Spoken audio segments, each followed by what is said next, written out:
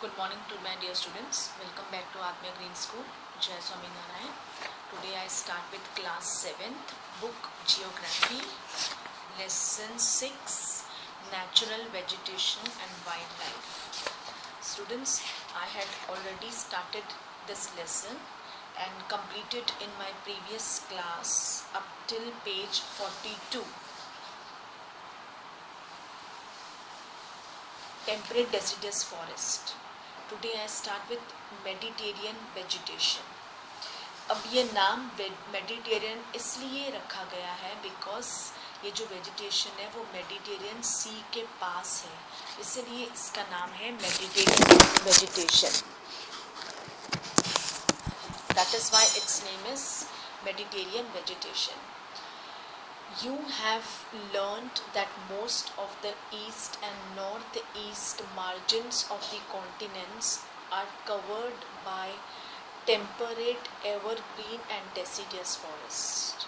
Okay, in your previous classes या 7th तक भी आपने vegetation के बारे में पढ़ा है. That is about the continents that are covered by temperate evergreen and deciduous trees. That is the east and the northeast. Then the west and the southwest margins of the continents are different from the east and the northeast. क्योंकि जो east and northeast है वो it is covered by temperate evergreen and deciduous trees, और जो west and southwest है it is covered with Mediterranean vegetation because it lies near the Mediterranean Sea. You can see 6.12 figure a vineyard in the Mediterranean region. अंगूर के पौधे, अंगूर wine कितना beautifully है देखो. इन रोज यू कैन सी इतना neat and clean. It is mostly found in the areas around the Mediterranean Sea in Europe, Africa and Asia, and hence the name.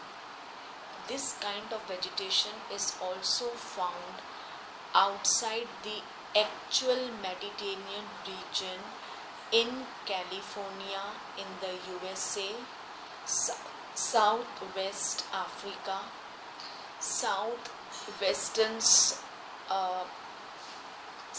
America and Southwest Australia. Okay, ये जो Mediterranean region है ज़्यादातर जो vineyards है it is found in California in the USA, Southwest Africa, Southwestern America and the Southwest Australia. These regions are marked for hot, dry summers because in regions को ज़्यादा बारिश की ज़रूरत नहीं पड़ती है. With mild rain winters, तभी ये vineyard यहाँ पे grow हो सकता है because वहाँ का climate is suitable for the vineyard vegetation. It needs hot, dry summers or mild rainy winters. Citrus fruits, okay, और juicy fruits यहाँ grow होते हैं because temperate suitable है. और सबसे बड़ी बात है कि यहाँ पे वाइल्ड लाइफ नहीं है, ज़्यादा वाइल्ड जानवर यहाँ पे नहीं है, क्योंकि जानवर होंगे तो ऐसे सब खेती बाड़ी यहाँ नहीं हो सकती है. वाइनयार्ड या सिट्रस फ्रूट्स, जूसी फ्रूट्स, क्योंकि वो तो खा जाएंगे. इसलिए citrus fruits such as oranges, figs, olives and grapes are commonly cultivated here because people have removed the natural vegetation in order to cultivate what they want to. यहाँ पे natural vegetation नहीं होती, यहाँ पे जो लोग मेहनत करके grow करते हैं वही vegetation होती है. देखो vineyard grow किया है, उसके पास citrus fruits grow करते हैं. There is no natural vegetation. और सेकेंडली सबसे बड़ी बात है कि there isn't much wildlife here. ज़्यादा वाइल्ड लाइफ है ही नहीं, इसलिए इनको खेती बाड़ी ख़राब हो जाए या उनके फल फ्रूट ख़राब हो जाए उनकी चिंता ही नहीं होती उनको. Okay, see you can see to the right hand side of the pics in the yellow box. Look around in your surroundings and find out the articles made of hardwood and softwood. Find out and learn the names of few trees of your locality. We go to coniferous forest. In the higher altitudes, that is 50 degree to 70 degree of northern hemisphere, The spectacular coniferous forests are found. I repeat, in the higher altitudes 50 degree to 70 degree of northern hemisphere, जहाँ बहुत ठंड होती है वहाँ maximum बर्फ ही होती है. The spectacular coniferous forests are found. You can see figure 6.13, ये coniferous forest है और उसके पास वही coniferous forest देखो कितना ग्रीन है. और जब वेदर बदलता है, okay, than snow covered coniferous forest, you can सी कितना नेचुरल लग रहा है. सारे जो लीव्स है वो नीचे को आ चुके हैं बिकॉज बर्फ़ जम गई है. उसके बाद बर्फ़ तो फिर वो उसने नीचे झुका दिए सारे लीव्स को अपने यानी प्रेशर से. टाइगा मीन्स प्योर और untouched in the Russian language. These are also called taiga. These forests are also seen in the higher altitudes. These are the trees which Salima found in Himalayas in abundance. ये वही trees है जो Salima she had visited to Manali, Kullu Manali, Himachal with his, तो उसने ये सब कुछ trees देखे हैं. ये natural है. टाइगा that is pure और untouched. अपने आप ही देखो इतनी खूबसूरती है. You can see the left and the right picture of the coniferous forest. Salima ने वो ह्यूज ट्रीज देखे हैं. वो बहुत लंबे ट्रीज होते हैं. उसके जो वुड्स होते हैं वो सॉफ्ट वुड होते हैं. एवरग्रीन ट्रीज के softwood evergreen trees. The woods of tree with these trees are very useful for making pulp. Pulp tree से निकलता है, उससे पेपर बनते हैं और पेपर से ये नोटबुक्स, प्रेस, न्यूज़पेपर्स, एवरीथिंग सब कुछ बनते हैं. द वुड्स वो सॉफ्ट वुड से बनते हैं. The woods of these trees are very useful for making pulp which is used for manufacturing paper and newsprint. Then छोटी छोटी matchboxes, packing boxes are also made from softwood. Chir, pine, cedar are the important variety of trees in these forests. Silver fox, mink, polar bear are the common animals found here.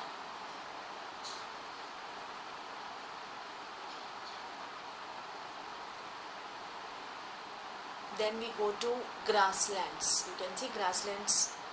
यहाँ पे ज़्यादातर wild animals यहाँ बहुत रहते हैं. You can C leopard, zebra, elephant, चीता यहाँ पे बहुत पाए जाते हैं ट्रॉपिकल ग्रासलैंड्स में.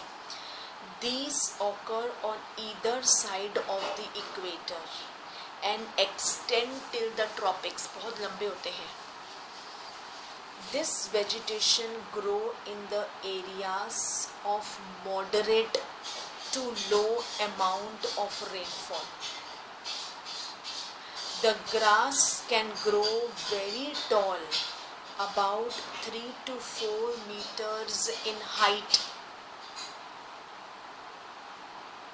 Okay, काफ़ी ऊंचे ऊंचे grass. You can see grass कितने बड़े बड़े grow, 3 to 4 meters in height.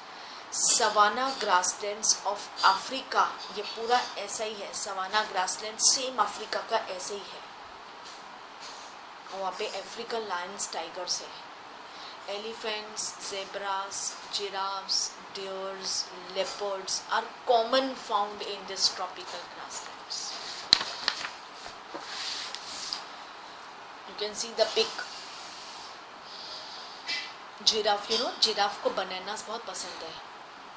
Giraffe, bananas. Below that, the blue box grasslands are known by different names in different regions. Tropical grasslands: East Africa savanna, Brazil Campos, Venezuela llanos. Okay. Then temperate grasslands कहाँ पे पाए जाते हैं? Argentina pampas, north America prairie, south Africa weld, central Asia steppe and Australia down. ये animals आपको पता ही है. Seal, walrus, ज़्यादातर ये पानी में रहते। पोलार बेयर जो पहाड़ों पे बर्फ़ एरियाज में सरवाइव कर सकता है, पोलार बेयर वाइट कलर का होता है, एकदम स्नो वाइट होता है। एक तो बर्फ़ भी एकदम, स्नो भी एकदम वाइट, और ये भी कई बार तो नज़र ही नहीं आते हैं। Then temperate grasslands, these are found in the mid latitudinal zones and in the interior part of the continents. Usually grass here is short and nutritious. Short and nutritious यानी ये जो हर्बीवरस एनिमल्स है वो ये easily ये grass खा सकते हैं, न्यूट्रिशियस है ये ग्रास, टेम्परेट ग्रासलैंड्स की। Wild buffaloes, bisons, antelopes are common in temperate region, और ये सब वो घास खूब खाते हैं, इस न्यूट्रिशियस ग्रास है।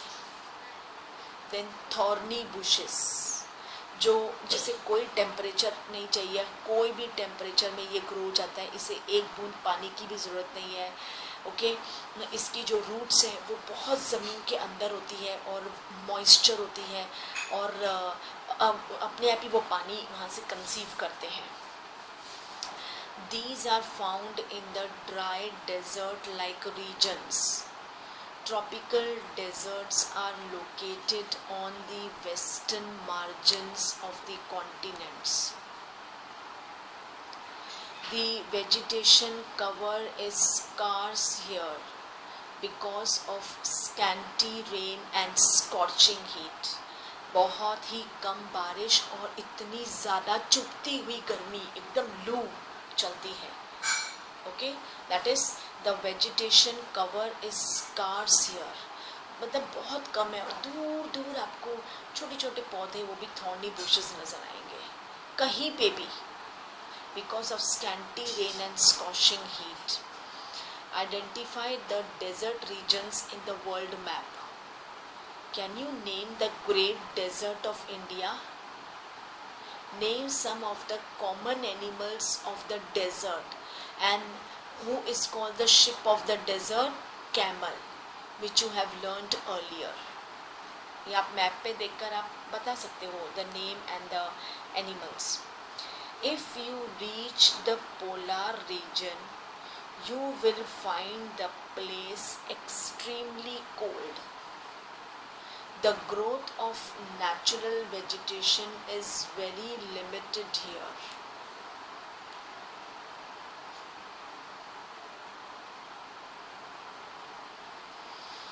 आप इस जो पोलार रीजन में पहुंचोगे ना, आप वहाँ पे पाओगे पोलार रीजन्स में एक्सट्रीमली कोल्ड होता है, और सिर्फ मॉसेस, लीशंस, मतलब नेचुरल वेजिटेशन बहुत लिमिटेड है यहाँ पे कोल्ड में, and mosses, lichens, very small shrubs यहाँ पे पाए जाते हैं। ज़्यादातर टॉल ट्रीज नहीं होते हैं कोल्ड एरियाज में, छोटे छोटे श्रब्स होते हैं। It grows during the very short summer. वहाँ पे तो, इसमें तो कोल्ड एरियाज में तो समर होती ही नहीं है ना, जितनी भी अगर समर है तो ये मतलब कि ग्रो हो जाते हैं। That is it grows during the very short summer. ज़रा सी भी गर्मी अवल तो होती नहीं है, अगर है भी ज़रा सी गर्मी तो वहीं पे ये ग्रो हो जाते हैं। This is called tundra type of vegetation.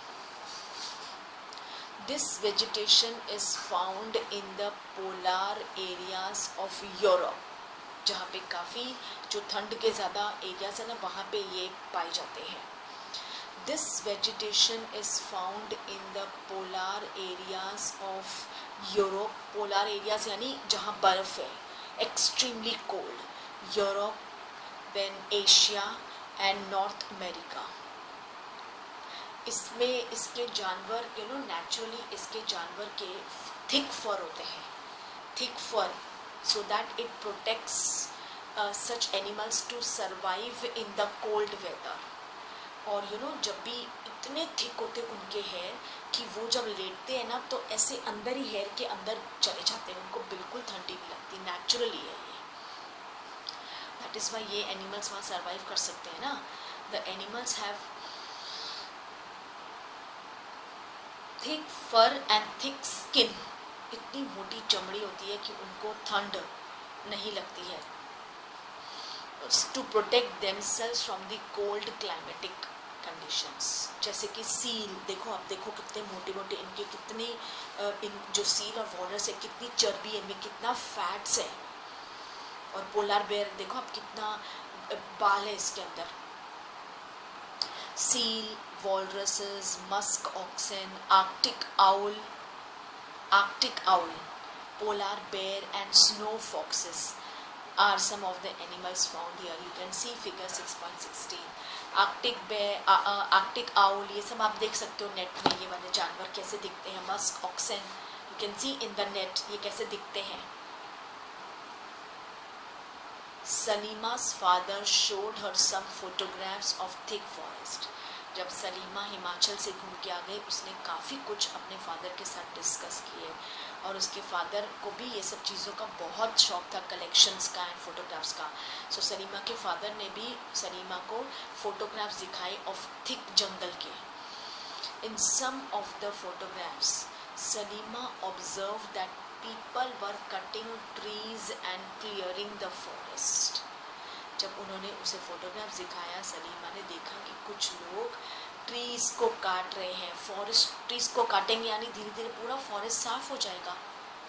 Okay, उसे समझ में नहीं आ रहा है कि इतना ब्यूटीफुल है, अगर ये फॉरेस्ट अपनी जगह में रहे, बिल्कुल ट्रीज नहीं कटे, तो सोचो हमें कितने जानवर देखने को मिलेंगे। जानवर भी अपने एरिया में कितने खुश रहते हैं। अगर हम ट्रीज काट देंगे, फॉरेस्ट एम्प्टी हो जाएगा, तो रहने वाले जानवर, बर्ड्स कहाँ जाएंगे? फिर उन्हें कहीं, फिर इसलिए तो फिर वो ह्यूमन एरिया में आते हैं। जब उनको भूख लगती है, उनके आसपास कोई, तो they come to the human place. Her father, फिर वो अपने फादर से एक क्वेश्चन पूछते हैं कि लोग ट्रीज को क्यों काटते हैं, why are they clearing the forest? Her father explained that local people wanted their land for agriculture and settlements. हमारा लेसन अब वही है, नेक्स्ट लेसन हमारा वही है, human environment, settlement, transport and communication. कि जो लोग हैं वहाँ रहने वाले, उनको घर बाहर चाहिए रहने के लिए। ओके, उनको सरवाइव करने के लिए काम धंधा करना है, इसीलिए तो वो जंगलों को काट रहे हैं ताकि उन लकड़ियों से वो अपना घर बना सके। आसपास जो जगह खाली है वो वहाँ पे कुछ अपनी छोटी सी कॉटेज इंडस्ट्री ग्रो कर सके।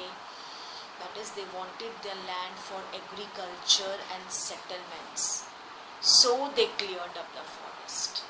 इसीलिए फॉरेस्ट को क्लियर कर रहे हैं, you know, because of their benefits. अपने बेनिफिट के लिए वो इस फॉरेस्ट को क्लियर कर रहे हैं।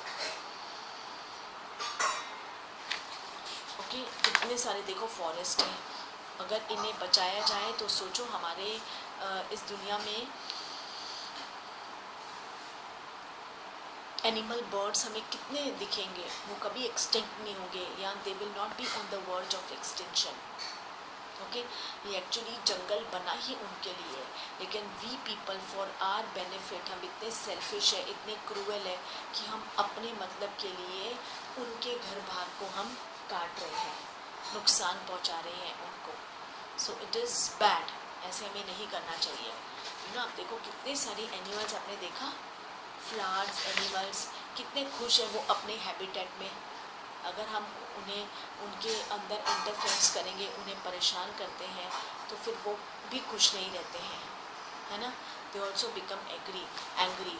और जब उनके हम ट्रीज़, उनके जब हम फॉरेस्ट को क्लियर कर देते हैं, ट्रीज़ काटते हैं, फॉरेस्ट को क्लियर कर देते हैं, तो ये जानवर अपनी भूख को मिटाने के लिए they come to the human area. और फिर ह्यूमन एरिया के जो आसपास, जंगल के आसपास जो गांव हैं, फिर उनको लेके खा जाते हैं, ऑब्वियस है। और कई बार तो आपने देखा, कई बार तो न्यूज़ में दिखाते भी है कि पर्टिकुलर सिटी में भी आप देखो एनिमल्स कई आपको देखने को मिलते हैं। स्नेक भी, कितने स्नेक्स आते हैं घर के, जो कई लोगों के घर में तो मैंने सुना है कोबरा तक आया है, कोबरा। सो अगर हम इनको हार्म पहुंचाएंगे, definitely they will also come to our areas, और वो हमें भी हार्म पहुंचाएंगे, इट इज़ फैक्ट। तो इसलिए we should not cut trees. अगर हम ट्रीज को काटते हैं तो हमें एक काम करना चाहिए, इफ़ वी कट ट्रीज, चलो हमें भी उसकी ज़रूरत है फॉर आवर सर्वाइवल, अगर हम किसी मकसद के लिए काटते हैं तो उसकी जगह हमें 2-3 प्लांट्स ग्रो करना चाहिए, ताकि जब हम नेक्स्ट टाइम आए एटलीस्ट वो काफ़ी ग्रो तो हो जाए। If we cut 1 tree we should plant 2 or 3 more trees. Okay, so Salima's her father explained that the local people wanted their land for agriculture and settlements, so they cleared up the forest. Salima started wondering कि अगर ये सारे forest clear हो जाए तो हम क्या करेंगे, ये वाइल्ड लाइफ कहाँ जाएंगे, मतलब हमारी एक इनकम्प्लीट, हमें लगेगा इनकम्प्लीट है हमारी लाइफ, ये वाइल्ड लाइफ कहाँ जाएंगे। If they cleared up the forest, Salima started wondering if all the forest are clear then where will the wild life go, कहाँ जाएंगे, वो तो उनका हैबिटेट है। Will the forest take its original shape again, कभी नहीं। ये जो फॉरेस्ट है ये एक नेचुरली बिल्ड किया गया है, गॉड की नेचुरल चीज़ें हैं, इसे अगर हम काट देते हैं इसकी नेचुरलिटी ख़त्म हो जाएगी, दोबारा ये कभी भी वैसे ग्रो नहीं करेंगे जैसे ये हैं, और वाइल्ड लाइफ को भी ऐसा नहीं लगेगा कि वो अपने घर पे हैं, उनको अलग अलग सा लगेगा, बिकॉज जो नेचुरल है वो नेचुरली ही है। So if people go on cutting the trees like this, will there be enough oxygen? क्योंकि trees ऑक्सीजन एक्सहेल करते हैं, कार्बन डाइऑक्साइड इनहेल करते हैं, and we human beings we inhale the oxygen and we exhale the carbon dioxide. तो सोचो अगर ये trees plants नहीं रहेंगे तो हम कैसे ऑक्सीजन इनहेल करेंगे, हाउ विल वी सर्वाइव। इसलिए for that to preserve and conserve it, government is taking many precautionary measures कि वो इन ट्रीज जंगल को बचा सके, वहाँ रहने वाले amphibians, animals, reptiles, aquatics, birds, इनको वो कंजर्व और प्रिजर्व करके रखे।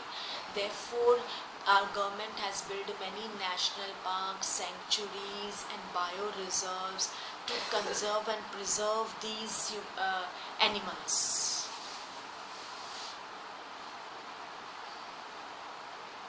Okay, so if people go on cutting the trees like this, will there be enough oxygen, water vapor, timber, fruits, nuts available in future? हमने कभी सोचा है कि फ्यूचर में क्या होगा, बिकॉज इस प्रेजेंट में we are using the resources and everything lavishly. हमने कभी सोचा कि फ्यूचर में क्या होगा, ये रहेंगे भी कि सब एक्सटिंक्ट हो जाने वाला है, all the resources, minerals, wild life.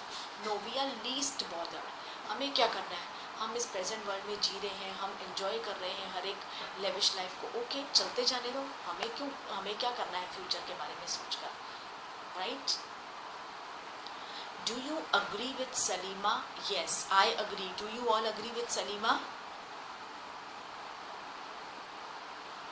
Hold a decision with your friends about the depletion of our diversified, itni varieties, diversity, flora, plant life, fauna, animal life. Suggest some measures to conserve them. ये सिर्फ हमारी country के government नहीं बल्कि we citizens, if we are the true citizens of a country, हमें भी ऐसे सब हेरिटेजेस को, फ्लोरा, फौना, वर्ल्ड को हमें प्रिजर्व करना चाहिए। और इफ़ वी फाइंड कि कोई इसके खिलाफ जा रहा है या इलीगली वर्क कर रहा है, we should immediately contact the forest department और the police for this, because ये सब बहुत कुछ ज़रूरी है। To survive on this planet earth we need everything, हमें सब कुछ, एनिमल्स, फ्लावर्स, सबकी ज़रूरत है हमें। Okay students, so it was a pretty good lesson. Please do read the lesson once, twice, thrice. बहुत सारे MCQs इसके अंदर पूछे जा सकते हैं। Okay students, so with this I had finished my lesson.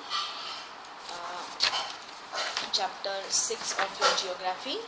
In my next class, I will solve its textual question answers, page number 45, plus extra MCQs question answers of this lesson. Okay.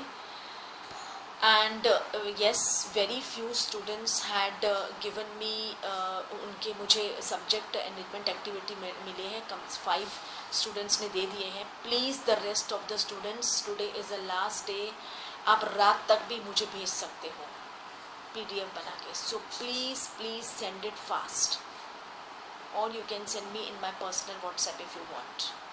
Please send this fast. Okay, it is out of the 10 marks. And also do prepare well for your second periodic test. The same way वही procedure है Google Forum में. Okay, so please complete your books, and in my next class pay attention. I will solve its exercise from page number 45. Okay, so with this I wrap up my class here. Thank you to all. Take care.